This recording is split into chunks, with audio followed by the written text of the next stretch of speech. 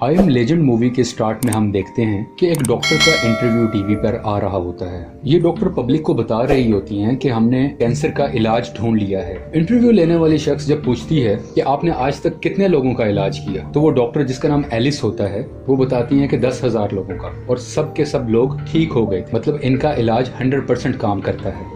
और ये इंटरव्यू खत्म हो जाता है और मूवी की कहानी 3 साल बाद की दिखाई जाती है। यहाँ पर अमेरिका के शहर मैनहट्टन को दिखाया जाता है, जो मुकम्मल तरीके से वीरान हो जाता है। यहाँ पर बहुत सी गाड़ियां लगी होती हैं, लेकिन कोई भी शख्स नहीं होता। तमाम बिल्डिंग्स खाली होती हैं, कोई इंसान यहाँ पर नजर नहीं आ रहा होता। और उसी वक्त हम देखते हैं कि लाल कलर की कार बहुत स्पीड से आ रही होती है, और इस गाड़ी के अंदर इस फिल्म के मेन हीरो विल स्मिथ होते हैं, और विल स्मिथ का डॉग भी इसी गाड़ी के अंदर मौजूद होता है। हम ये देखते हैं कि ये तेज गाड़ी चलाते हुए हिरन का शिकार कर रहे होते हैं। हिरन तेजी से भाग रही होती है और वो स्पीड में इसके पीछे जा रहे होते हैं। काफी स्ट्रगल के बाद जब ये हिरन का शिकार करने लगते हैं, तो उसी वक्त एक शेरनी आ जाती है और वो इस हिरन को झपट कर उसका शिकार कर लेती है। अब विल स्मिथ चाहते तो अपनी गन से शेरनी को मारकर ये शिकार हासिल कर सकते थे, लेकिन वो इस चीज को इग्नोर कर देते हैं क्योंकि शाम हो जाती है और विल स्मिथ की घड़ी का भी अलार्म बज जाता है। इस अलार्म का मकसद होता है कि उनको अब घर वापस लौटना है, और कोई भी चीज हो उसको इग्नोर करना है और लाजमी अपने घर में वापस पहुंचना है। विल स्मिथ को घर इसलिए जाना होता है क्योंकि इस शहर में कोई और इंसान तो नहीं मौजूद, लेकिन बहुत से म्यूटेंट्स मौजूद होते हैं। इस फिल्म में म्यूटेंट्स को डार्क सीकर्स का नाम दिया गया है। ये डार्क सीकर्स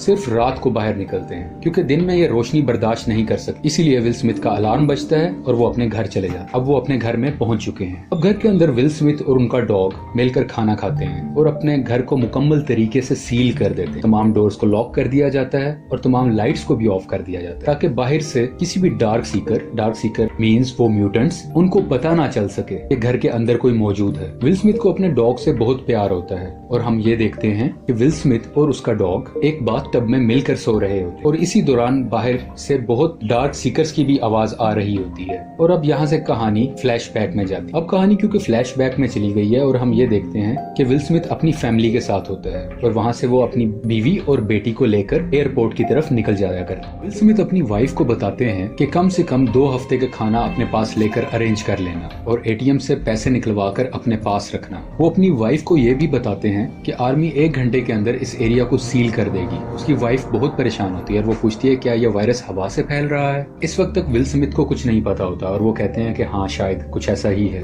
और इसके बाद ये एयरपोर्ट पहुंच जाते हैं। एयरपोर्ट पर आकर ये देखते हैं कि यहाँ बहुत से लोग मौजूद हैं, क्योंकि सब लोगों को अपनी जान बचानी है और सब लोगों को इस शहर से बाहर किसी महफूज मकाम पर जाना है। लेकिन एयरपोर्ट की सिक्योरिटी सिर्फ उन लोगों को इजाजत देती है जो इन्फेक्टेड नहीं है, ताकि ये बीमारी दूसरे शहरों में ना जाए। यहाँ पर हम देखते हैं कि एक खास किस्म की मशीन सिक्योरिटी एहलकार इस्तेमाल कर रहे होते हैं, जो ये बता देती है कि ये इंसान इन्फेक्टेड है या नहीं है। इस मशीन से विल स्मिथ का बच्चा तो क्लियर हो जाता है, लेकिन जब उसकी वाइफ इस मशीन से गुजरती है तो पता चलता है कि विल स्मिथ की वाइफ बुरी तरह से इन्फेक्टेड है, जिसकी वजह से सिक्योरिटी विल स्मिथ की वाइफ को जाने से रोक देती है। अब विल स्मिथ क्योंकि सीनियर ऑफिसर है तो उसको गुस्सा आता है। वो कहता है ये मेरी वाइफ है, इसको जाने दो और मेरे ऑर्डर पर मेरी वाइफ को दोबारा चेक। और जब सिक्योरिटी उसकी वाइफ को दोबारा चेक करती है तो मशीन उसको क्लियर बताती है, यानी कि अब मशीन ये बताती है कि वाइफ को कोई वायरस नहीं है और वो दूसरे शहर जा सकती है। विल स्मिथ क्योंकि एक सीनियर ऑफिसर है तो इसकी फैमिली के लिए एक हेलीकॉप्टर का अरेंज किया जाता है। ये हेलीकॉप्टर जैसे ही टेक ऑफ करता है, यानी कि उड़ जाता है,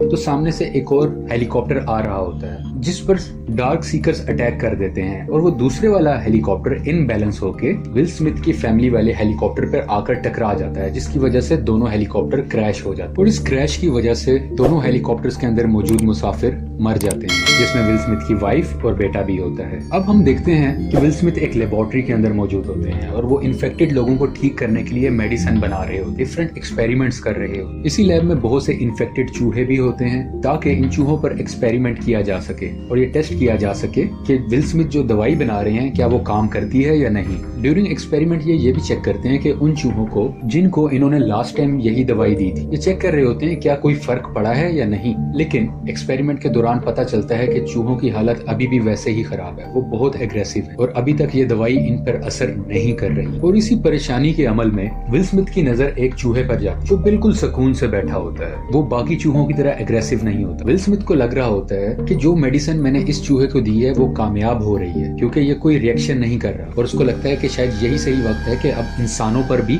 इस मेडिसिन का टेस्ट किया जाए, ताकि जितने भी लोग हैं उनको इन्फेक्शन से बचाया जा सके। वो जो डार्क सीकर्स बन चुके हैं उनको दोबारा से इंसान बनाया जा सके। कहानी अब अपने मौजूदा वक्त में आ जाती है। उस वक्त की मैं बात कर रहा हूँ जब वो सिर्फ अकेला है पूरे मैनहट्टन में। विल स्मिथ बाकायदगी से एक काम डेली बेसिस पर करता है। वो रोज दिन में बाहर जाता है और FM रेडियो के थ्रू सिग्नल्स भेजता है कि अगर कोई इंसान उसे सुन रहा है तो आपको किसी भी किस्म की मदद चाहिए हो तो मैं मौजूद हूँ, मैं आपको खाना दे सकता हूँ, मैं आपको शेल्टर दे सकता हूँ। इस उम्मीद पर कि एक दिन उसे कोई ना कोई सुनेगा और उसे कोई राब्ता करेगा। वो इस बात पर बिलीव करता है कि मैं अकेला नहीं हूँगा, यहाँ पे और कोई भी हो सकता है जो मुझे सुनेगा और मैं उसे मिल सकूं या वो मुझसे मिल सके। और वो ये भी बताता है कि वो रोज 12 बजे एक ब्रिज पर अवेलेबल होता है और मैं आपको रोज वहीं पर मिलूंगा। अब शिकार के सिलसिले में विल स्मिथ को एक और हिरन नजर आता है। वो और उसका डॉग उस हिरन का पीछा करते हुए एक कमरे के करीब पहुंच जाते हैं। वो कमरे में बहुत अंधेरा होता है। विल स्मिथ तो उस कमरे में दाखिल नहीं होना चाहता, लेकिन उसका कुत्ता उसी कमरे में चला जाता है जहाँ पर बहुत अंधेरा होता है। क्योंकि विल स्मिथ अपने डॉग से बहुत प्यार करता है तो वो भी अपने डॉग के लिए उस अंधेरे वाले कमरे में दाखिल हो जाता है। विल स्मिथ की गन के आगे लाइट लगी होती है जो उसे अपना डॉग ढूंढने में मदद दे रही है। यहाँ पे इन्हें इसका डॉग मिल जाता है और वो अपने डॉग को कहते हैं चलो मेरे साथ चलो, हम घर चलते हैं। लेकिन इनका डॉग बहुत डरा हुआ होता है और इसी बात के दौरान विल स्मिथ को उस कमरे से कुछ आवाजें आती हैं। विल स्मिथ जब अपने राइट लेफ्ट देखता है तो वहाँ पर उसकी नजर एक डार्क सीकर पर पड़ती है। डार्क सीकर मीन्स वही म्यूटेंट्स। इससे पहले कि वो डार्क सीकर विल स्मिथ पर अटैक करता, विल स्मिथ उसको गोलियां मारकर छल्ली कर देता है और फौरन अपने डॉग को लेकर भागने लगता है। इसी शोर को सुनते हुए बाकी डार्क सीकर्स भी बाहर आ जाते हैं और विल स्मिथ के पीछे भागने लगते। विल स्मिथ भाग रहा है, अपनी जान बचा रहा। एक डार्क सीकर विल स्मिथ के बहुत करीब आ जाता है और वो उसके ऊपर अटैक करने ही लगता है कि विल स्मिथ खिड़की से छलांग लगा दे। अब क्योंकि खिड़की टूट चुकी है और वो बाहर रोशनी में आ चुका है, लेकिन वो डार्क सीकर जो उसके साथ रोशनी में बाहर आया था, रोशनी में आते ही मर जाता है। क्योंकि हमने शुरू में बताया था डार्क सीकर जो है वो लाइट को एब्जॉर्ब नहीं कर सकते, वो लाइट में सामने नहीं आ सकते क्योंकि लाइट पड़ते ही वो मर जाया करते। अब विल स्मिथ को एक खुशी की बात पता चलती है। उसे ये पता चल जाता है कि इस कमरे में डार्क सीकर्स मौजूद हैं, तो क्यों ना इनमें से किसी एक को पकड़ लें और मैं अपनी लेबोरेटरी में ले जाऊं और जो मैं मेडिसिन बना रहा हूं वो मैं इन डार्क सीकर्स पर टेस्ट, ताकि मैं जल्द से जल्द कोई प्रॉपर दवाई बना सकूं और इन सबको ठीक कर सकूं। अब डार्क सीकर्स को पकड़ने के लिए विल स्मिथ एक ऐसा जाल बनाते हैं जिसमें वो फंस जाए। एक फंदा सा बनाया जाता है और इसी दौरान वो अपने डॉग को कहते हैं कि तुम गाड़ी में बैठ जाओ क्योंकि तुम्हें इन्फेक्शन हो सकता है। यहाँ पे विल स्मिथ अपनी बात इसलिए नहीं करते क्योंकि वो डेली बेसिस पे डिफरेंट डोजेस ले रहे होते हैं, मेडिसिन ले रहे हो ताकि वो इन्फेक्शन से बच सके। थोड़ी देर में इन्हें पता चलता है कि वो जो जाल बिछाया गया था उसमें एक डार्क सीकर फंस चुका है। अब वो डार्क सीकर विल स्मिथ के कब्जे में आ चुका है। लेकिन उसी दौरान हम देखते हैं कि वो रूम जो अंधेरे वाला रूम था वहां से एक म्यूटेंट खिड़की पर आता है और वो बहुत जोर से चलाता है विल स्मिथ को देख, जैसे वो उसे बदला लेना चाह रहा है। खैर विल स्मिथ उस डार्क सीकर को लेकर अपनी लैब में आ जाते हैं। अब विल स्मिथ इस म्यूटेंट पर वही दवाई का इस्तेमाल करते हैं जो उन्होंने उस चूहे पे की थी। वही चूहा जो इन्हें लग रहा था कि वो ठीक हो रहा है। दवाई देने के कुछ बाद ही उस डार्क सीकर की सांसें आहिस्ता होने लग जाती, उसका हार्ट रेट कम होने लग जाता है, जिससे विल स्मिथ को लगता है, उन्हें एक उम्मीद आती है कि शायद ये ठीक हो रहा है। और उसी वक्त वो म्यूटेंट जाग जाता है और जोर से चीखे मारने लगता है और उसके बाद वो बेहोश हो जाता है। और विल स्मिथ काफी मायूस हो जाते हैं कि इलाज मुकम्मल तरीके से नहीं हो पाया। यहाँ पर विल स्मिथ एक वीडियो रिकॉर्डिंग कर रहे होते हैं और वो ये इस बात का खुलासा करते हैं कि जो दवाई मैंने बनाई है वो मुझे तो बचा सकती है इस इन्फेक्शन से, लेकिन जो ऑलरेडी इन्फेक्टेड हो चुके हैं उनको ठीक नहीं कर सकती। और मैं बार बार इसी चीज की कोशिश कर रहा हूँ ताकि उन डार्क सीकर्स को ठीक किया जा सके। और वो ये एक और बात भी ऐड करते हैं कि आज जब मैं उस डार्क सीकर को पकड़ रहा था तो एक डार्क सीकर मुझे घूर कर देखने लगा था और वो घूरते हुए रोशनी में भी आ चुका था और रोशनी का असर उस पर कुछ नहीं हो रहा। शायद ये इस वजह से हो रहा है क्योंकि उनको भूख लग रही है और वो अपने लाइफस्टाइल को चेंज कर रहे हैं। आहिस्ता आहिस्ता वो खुद को धूप में आने का आदी बना रहे हैं। ये सब कुछ ये वीडियो कॉन्फ्रेंस में रिकॉर्ड कर रहा होता है, वीडियो रिकॉर्डिंग में। अमेरिका के शहर मैनहट्टन में रहते हुए विल स्मिथ को 1000 से ज्यादा दिन हुए हैं। इसी तरह एक दिन विल स्मिथ अपने डॉग के साथ दिन में बाहर जा रहा होता है तो उसका पाँव एक फंदे में फंस जाता है तो वो उल्टा होके हवा में लटक जाता है। ये फंदा बेसिकली डार्क सीकर्स ने लगाया होता है क्योंकि डार्क सीकर्स भी सोचने समझने की बहुत सलाहियत रखते हैं। अब विल स्मिथ हवा में लटका होता है और वहीं पे वो बेहोश हो जाता है।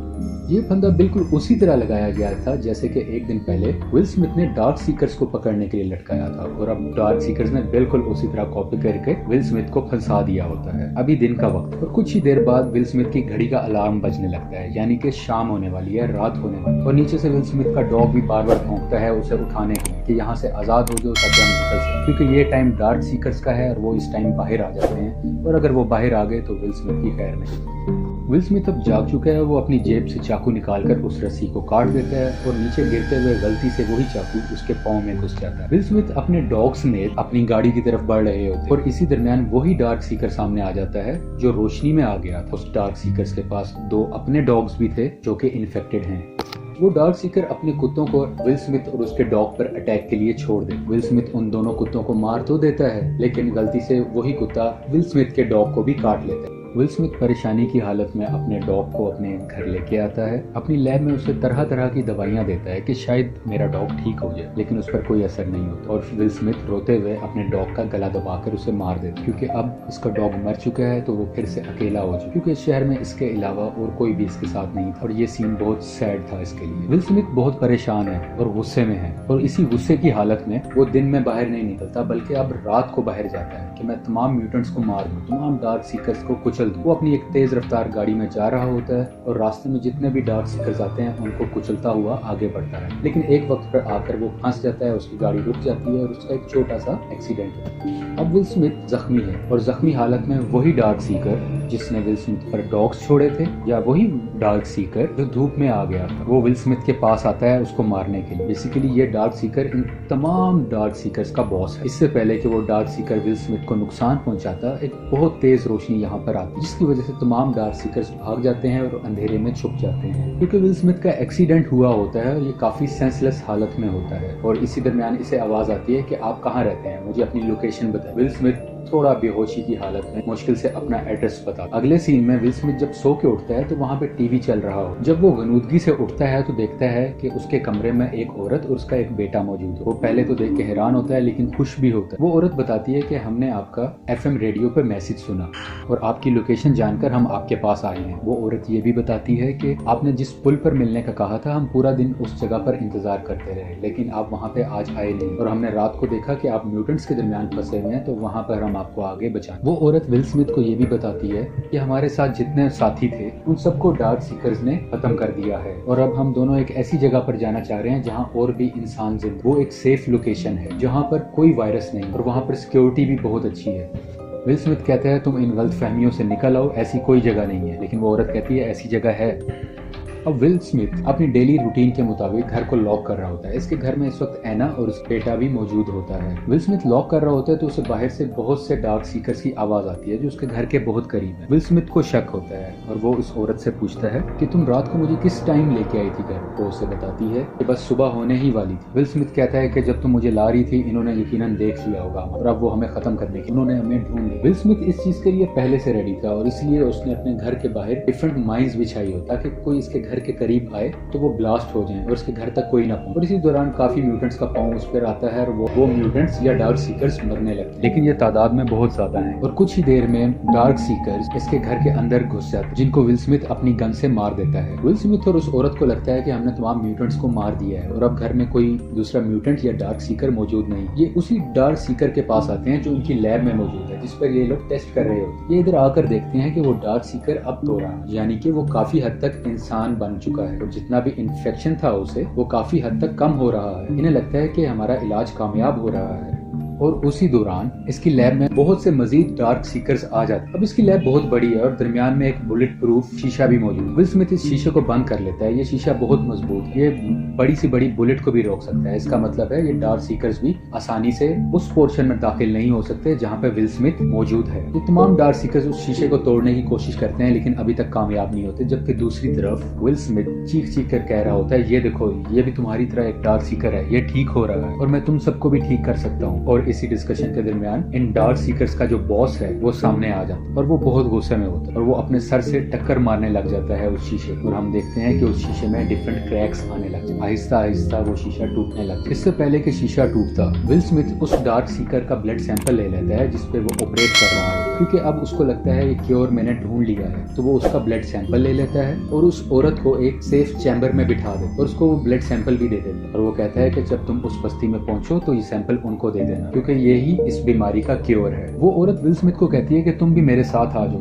लेकिन विल स्मिथ कहता है नहीं, तुम लोग जाओ, ये लोग रुकने वाले नहीं है, इनको मुझे ही खत्म करना होगा। यहाँ पर विल स्मिथ एक दराज को ओपन करता है और वहां से एक हैंड ग्रेनेड निकालता है और विल स्मिथ भागते हुए उन म्यूटेंट्स के करीब जाता है और इन तमाम म्यूटेंट्स या डार्क सीकर्स के दरमियान जाके अपने हैंड ग्रेनेड को ओपन कर लेता है और यहाँ एक बड़ा सा ब्लास्ट जिसमें विल स्मिथ और तमाम डार्क सीकर्स मर जाते हैं। ये एक सैड मोमेंट था हम सब के लिए। और अब हम देखते हैं कि एना यानी कि वो लड़की जो विल स्मिथ के पास होती है, वो एक ऐसी जगह पर पहुंच जाती है जहां पर वो जाना चाहती थी, यानी कि वैसी ही बस्ती, वैसी ही जगह जहां पे बचे हुए इंसान मौजूद है और वहां पर हाई सिक्योरिटी है ताकि कोई भी डार्क सीकर वहां पर ना आ सके। यहाँ पर एना को प्रोटेक्शन मिलती है और वो ब्लड सैंपल वहां पर मौजूद सिक्योरिटी को एना दे देती है। ये ब्लड सैंपल वही क्योर था जो विल स्मिथ ने एना को दिया था और इसी तरह विल स्मिथ ने अपनी जान देकर तमाम इंसानियत को बचाया और इसलिए ही शायद इस मूवी का नाम था I am legend. Indeed will Smith is a legend.